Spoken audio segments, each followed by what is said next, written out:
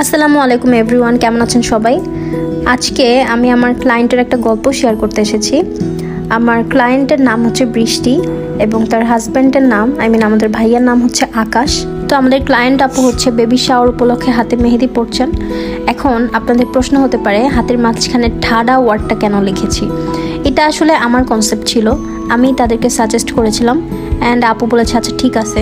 আমি এটা সাজেস্ট করার কারণ হলো যে ভাইয়ার নাম আকাশ, আপুর নাম বৃষ্টি, তাহলে বৃষ্টি আর আকাশ এরপর কি হয়? আকাশ থেকে বৃষ্টি হলে ঠাডা পড়ে, বাংলা ভাষায় সেটাকে ঠাডা বলে সুন্দরভাবে বললে।